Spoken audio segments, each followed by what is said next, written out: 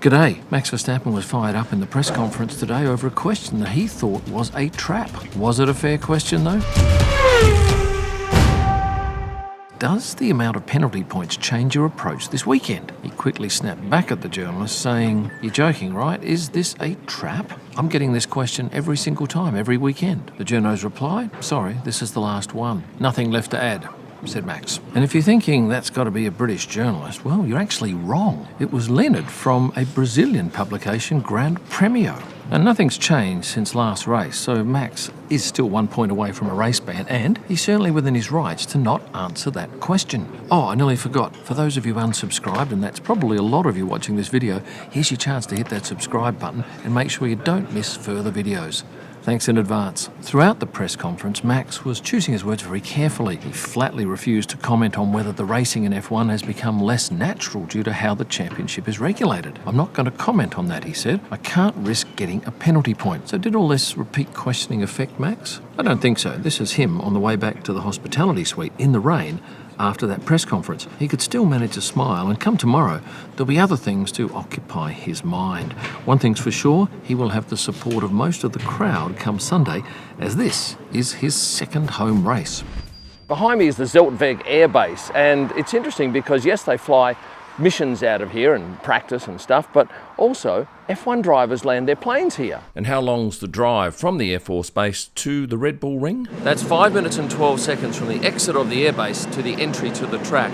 Now, if you're a normal person, you won't be flying into that base. You're probably flying into Vienna. That's a good couple of hours. Maybe you're flying to Graz, probably an hour drive. But for F1 drivers who will arrive typically on a Thursday morning and have that short drive, that is a real advantage. Now, his vision of Max Verstappen arriving at that airbase. Interestingly, he got out and did a photo shoot on the tarmac straight away before heading over to the track. So what else happened here today? Media Day at the Red Bull Ring. Lewis had everybody on their toes today, including his security crew, as he made his way into the track. He first went to the main entrance, then the second entrance, jumped out of the car, went down pit lane. That's something that he has done occasionally, and emerged from the Ferrari garage, shielded with an umbrella. I laughed because his security guard said as he was running with us towards the garage, "I'm too old for this." Certainly, Lewis keeps a lot of us fit with the running around in the paddock. Lando Norris had a wry smile on his face after he got out of the car today as he arrived at the track because he dropped his headphones. As you can see here, they bounced out of the case, but his security guard was quickly onto it, returning the earpods to the carrying case. Still on the subject of Lando and his teammate, spent some time with Brad Pitt on track. Brad actually driving Lando's car. He had 2 8-lap sessions and handled himself pretty darn well, I'm told. Lando actually had a spin when he went for a run, but Brad, I believe, kept it together and in the end was pushing hard. Of course, F1 the movie has opened worldwide, and it will be very interesting to see how sales go for the opening weekend. I'm standing here at the Grand Prix camp. It is the most amazingly located accommodation for a Grand Prix. It's right next to the track. And if you don't have a tent, don't worry, you don't need to bring a tent. They're all here, hundreds of them. Well, I'm inside one of these tents, and I tell you what, in the middle of the day, it's pretty bloody warm, but I guess at night, much more tolerable. And every tent comes with all this stuff.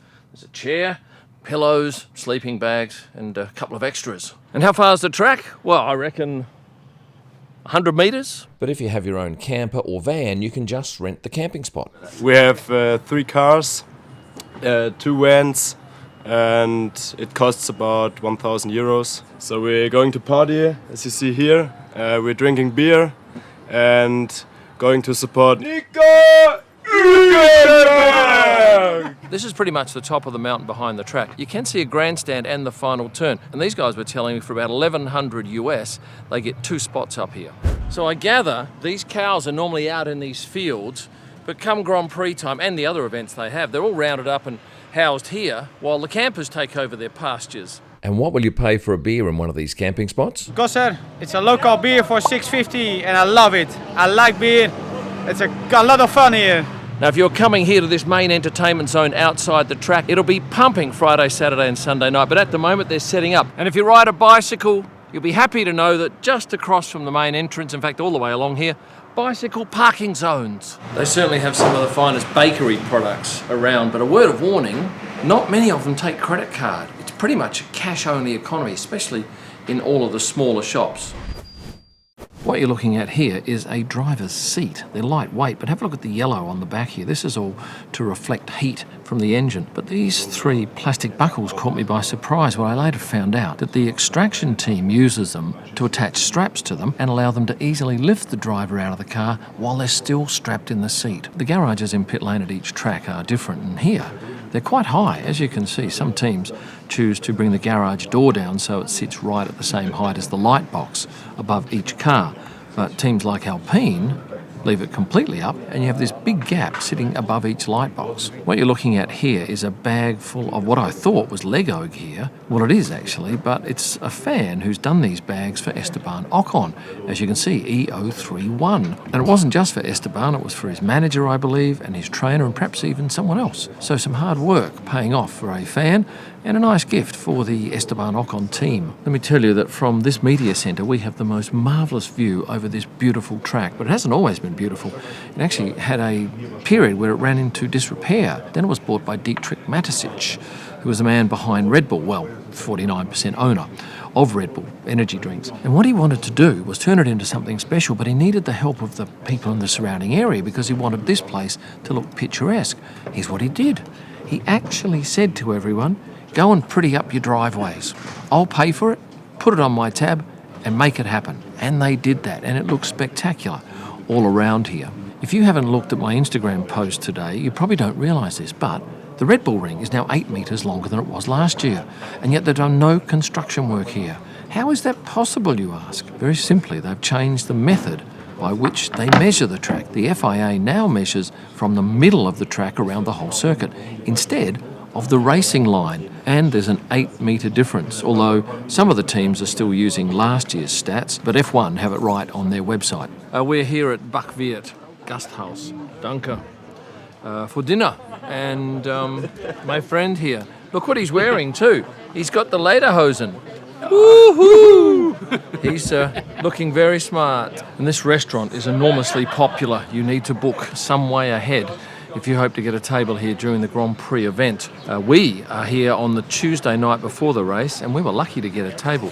Now, I'm ordering a schnitzel. And I've ordered the same. One with parsley potato and one with potato salad. Schnitzel with parsley potato. It's a lovely thing eating outside in this courtyard. The cranberry sauce on the schnitzel is mega.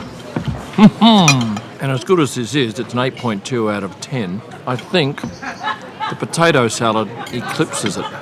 Best I've ever had. Well, that's all I've got for you today, but if you've enjoyed this video, could you please hit the like button, and for those unsubscribed, now is your chance to remedy that situation. Thanks for watching, and stay passionate.